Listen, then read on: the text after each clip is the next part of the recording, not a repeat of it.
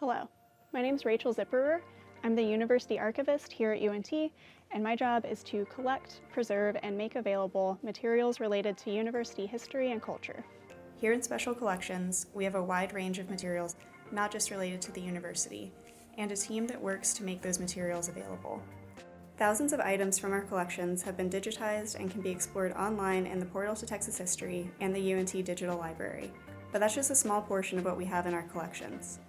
Hundreds of archival collections are housed in our vault in Willis Library or remote storage and can be accessed in person in our reading room.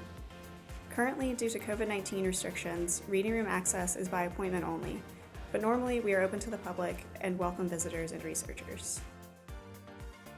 Today, we're going to move past the reading room to show you what we do here to make those collections discoverable and available.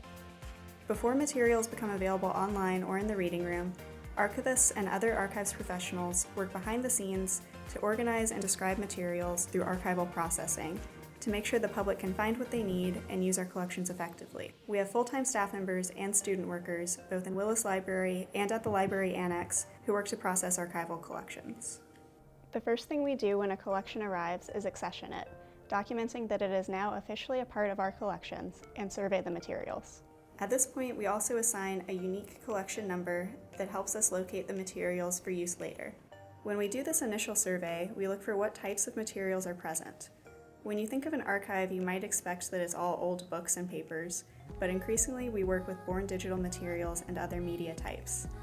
These are usually separated for more specialized processing, and audiovisual materials must be transferred to more usable media formats. If any items are damaged or need special attention, we identify them to be sent to our preservation specialists at this time. We also at this point survey the arrangement of the materials.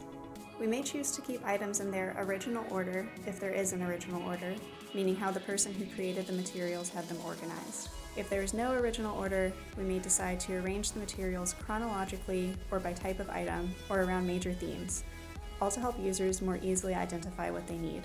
Once we have an idea of what is in the collection, we create a processing plan, which maps out how we will arrange the materials. It identifies items that we might digitize or that need special attention, and it gives us space to record information that we'll use in the description. When we arrange materials in a collection, we rehouse items in acid-free folders and boxes to prolong their life. Artifacts and large objects might receive custom housing. The folders are labeled with informative titles, either taken from the materials or created by the processing archivist, as well as dates, the collection title, unique collection number, and box and folder number to maintain that arrangement. When we describe a collection, we record information in a document called a finding aid. Finding aids include overview information that summarizes what materials are in the collection, as well as dates and topics covered. Finding aids also typically include information on the person or organization responsible for creating the items in the collection.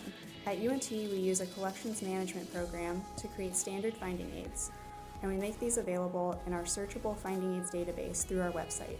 Finding aids are how the public can search for materials that have not been digitized, but if any items in a collection are digitized, links should be provided in the finding aid to the digital objects.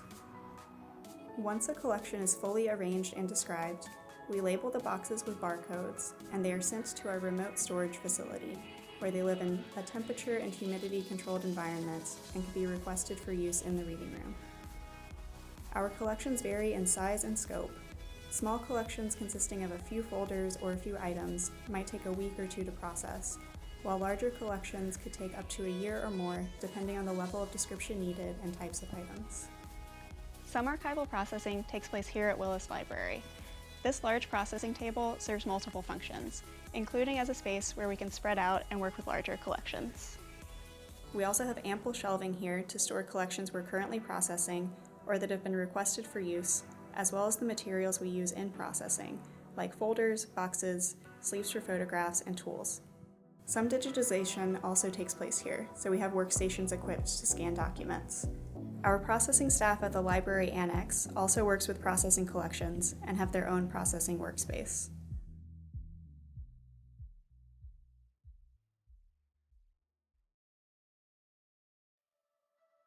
What do you do on a daily basis? Sometimes I work with archival processing or supervising archival processing projects, but archivists play really versatile roles in their institutions. So other times I'm working with donors to add materials to our collections, or assisting patrons with reference requests, or helping with outreach and instruction events to make our collections more visible. I also do a lot of work with digital materials and working with other archive staff to fine-tune our archival description to make our collections more discoverable. Can you tell us about a collection you're working on, and what are you doing with it? So a collection I'm working on right now is actually an addition to an existing collection. We received a new donation to add materials to the records of one of our previous UNT presidents. So part of the work to do with an addition like this is figuring out how these new materials fit in with the existing collection. Do you have to wear gloves while handling materials? Only for some materials. So when you're handling books or paper, those fabric gloves can actually cause more damage than they prevent because you lose some dexterity and it's easier to rip or tear paper or bend the pages. But if you're handling photographs or artifacts, it's better to wear gloves to prevent the oils from your hands from getting onto the materials.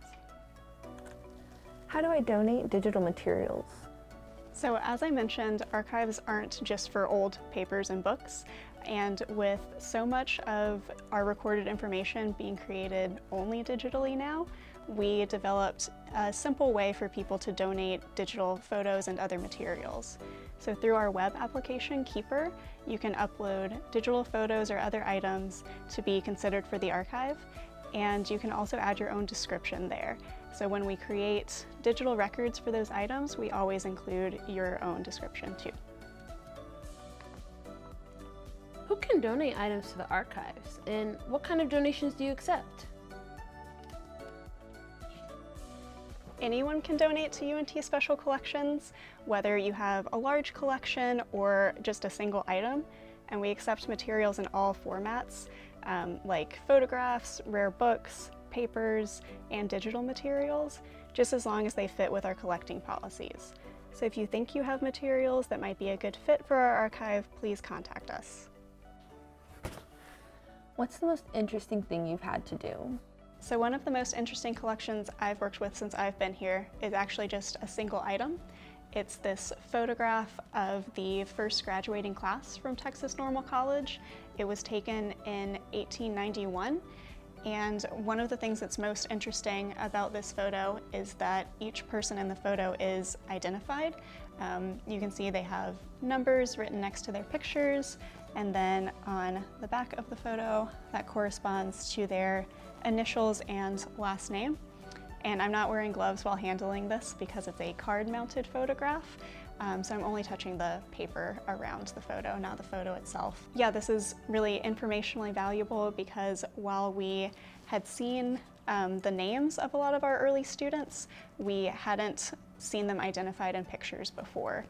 And this photo came in as a donation from one of the family members of one of the people pictured in this photograph, J.V. McReynolds. So it's a really valuable and interesting addition to the collection. How does someone become an archivist? Typically, archivists have a master's degree in library science or an adjacent field, but archivists come from a variety of academic backgrounds. There's also a certification that you can receive through the Academy of Certified Archivists, but the most important thing you need to become an archivist is experience working with archives. So if you're a student, you might look for student positions or volunteer opportunities at your university special collections library or other local libraries and archives.